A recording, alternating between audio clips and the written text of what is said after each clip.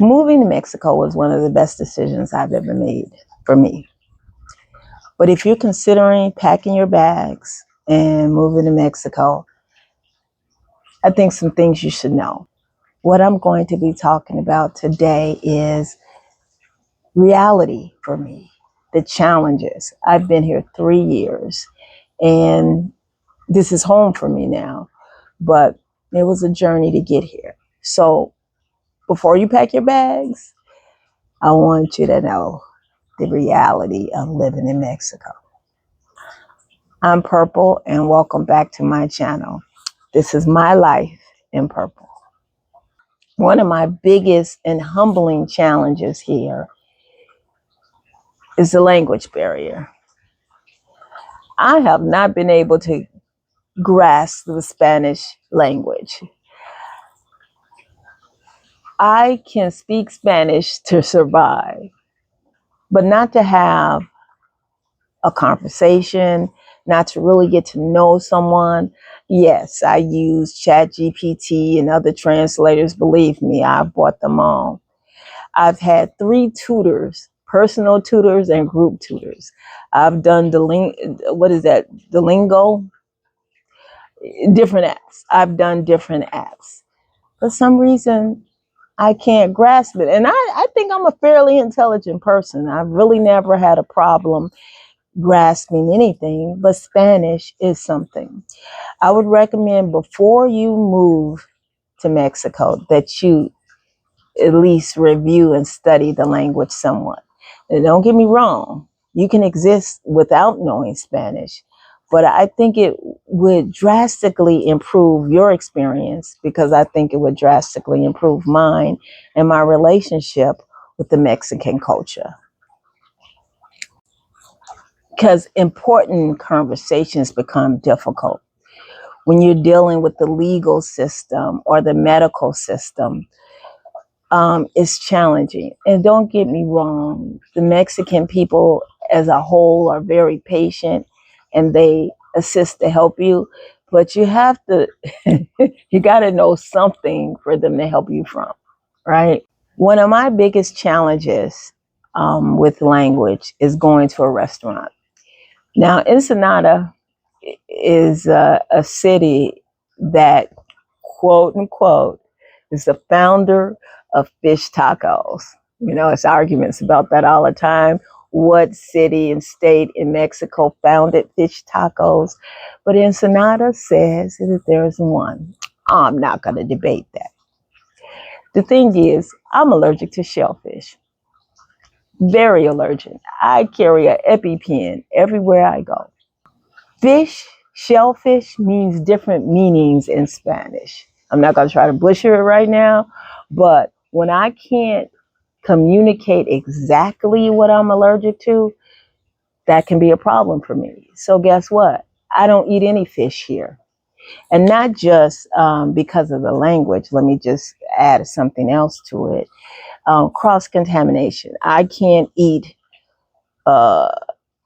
I can't eat sole if it was on the same cutting board or in the same area with crab meat. So I have to be able to communicate that.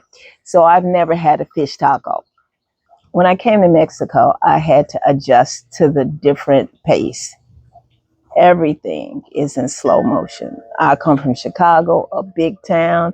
Everything is, you got to be moving. You got to catch up. That's not here. Not at all. Everything is slower pace, simpler, easier. And I happen to like it. It does really good for regulating my nervous system. I've become a more calm person, but it took some adjustments because I'm still moving through this slow paced world as in my same regular pace that was too fast. I had to slow down. Wait times were more in the grocery store, like when you're in a grocery store in the United States, and if it's 3 lanes open and there's 5 people in the lane, they open another lane. That's not necessarily the case here. You just wait. And everybody gets to the point that they're just waiting. Nobody complains. Nobody's gets an attitude or anything like that or get angry. Everybody just waits. So I had to learn to just wait. Would moving slower be okay for you, or would it drive you crazy? Let me know in the comments. Okay, another challenge is infrastructure challenges or structure. Um, you could lose water and be a shortage of water supply from time to time. Power outages. They're more common at certain times of the year than others, but they're relatively common. You not surprised when the power grid goes down. They are efficient in getting it back running, but power outages do happen. Internet disruptions are a challenge, especially if you're coming here and you're going to be working from home, like a digital nomad or something, and you're running a business. There are times you're going to have outages or it's going to be disruptions, for that. I know several people, I can't think of the name of the company, but they utilize a satellite internet company. People use those. If you're working, that might be something you want to consider, because it does disrupt at times. That coming from the US, these were adjustments that I had to make. These are not deal breakers.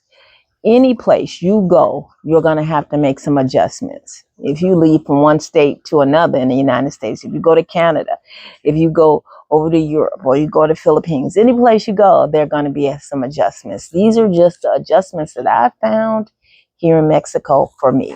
Everybody's life is different. Everybody's life experiences are different. I'm just letting you know what happened with me. Maybe it can help you. Now, this next one is a big one for me. Missing my family. I have a big family. People get sick. Some people have expired. I used to be at every single thing. I used to be at every single thing, every single function, every wedding, every birthday party. And I'm missing them. I'm like missing part of their lives. That's difficult for me. Um, in a perfect world for me, I wouldn't be back there with them. All of them would be living in a community with me.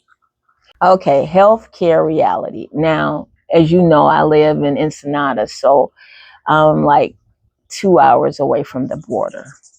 So unless it's a life or death emergency, I could probably make it to the United States for healthcare. Costs are considerably cheaper, less expensive, I like to say, here. I've told before where I've gotten an x-ray for $30, 30 something dollars, when I twisted my ankle. Quality of health care varies like any place else, but you can get very quality health care here. Medication is less expensive. If you don't have a medication plan on your insurance, or you don't have insurance, it's cheap. I know people who just get their medicine here. But one point on that, I take statins for high cholesterol. I have high cholesterol. And my cholesterol had gotten down to 140. I didn't want to go get a refill, to go to Walgreens in the States. So what I did is I just went to a pharmacy and got the same medication. When I went back to the States and had my cholesterol tested, it was 209.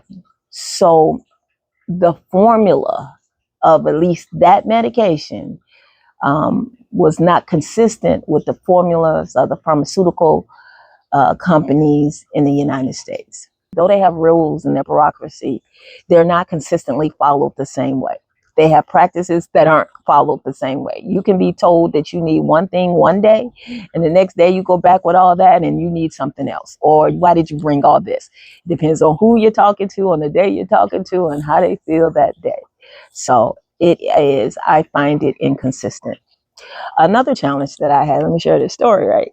So if you come here and you have a car, my recommendation is for you to get one of those cameras that show the front and the back of your car. At least on 2 occasions, I was stopped by police and they said I did something that I had not done. They told me to go a direction. I went that direction, and then they said they didn't say that. But when they found out that I had a camera, they gave me my license back. Whereas before that, they were trying to get some pocket change for me. And the system is quite different if you're going to get a ticket here. If you get a ticket, like in the United States, you get a ticket and you come back to court on another day. If you get a ticket here, you follow the policeman to the police station. You go in front of a judge, administrative office, and they tell you how much you're going to have to pay. $20, $25, something like that, right? And you pay it right there, get your license back, and it's done. It's more time consuming than anything. It doesn't draw on and you have to come back to court. So that's different. But what I find is challenging is that when the police stop you, you got to be ready. You say, no, I'm not going to do that. You either have to stand your ground and say, take me to the police station, or pay some money. And if you pay some money, it's probably going to be more than what the ticket was. So with bureaucracy, I would have to say, always expect the unexpected. Another considerable challenge for me, and this is one of my big ones as well. I have an aging dog, Oreo. He's 14 years old. He's past his life expectancy at this point, and he's starting to have medical issues. And one of those is separation anxiety. I should have named him Shadow because he has to be with me all the time. And if I have to leave, then he gets sick, right? And I'm talking about leaving for 6 hours, out in the community, he gets sick. So I have somebody to come see about him and give him a treat to let him out if I'm gone for 6, 7 hours. But when I'm gone on vacation, previously I've had to fly someone in to babysit him. So pay for the flight, pay for them to watch him and everything. Since then, I have found a beautiful family that helps me in caring for my dog. The whole family will move into my house while I'm gone on vacation to take care of my dog. And he's still not satisfied, right? Taking care, especially being a solo person, taking care of an aging dog is challenging. It's a privilege to still have him, but it's still challenging in another country when you're away from your largest support systems and the people that your dog or your cat is familiar with. Because you can't just bring somebody new into an old dog's life. That's a recipe for a problem. The question for me isn't whether Mexico is perfect, because it's not perfect. Nowhere is. But does the benefits outweigh the challenges? And for me, the answer is yes. So would I do this again? As a matter of fact, I would have done this 10 years earlier. So I hope today's video is beneficial to you. It's kind of something I take for granted right now because I've learned how to navigate through it. But at times along this journey, it's been challenging. So thank you for stopping by, and I'll see you next Sunday. And you guys have a great week. Bye-bye.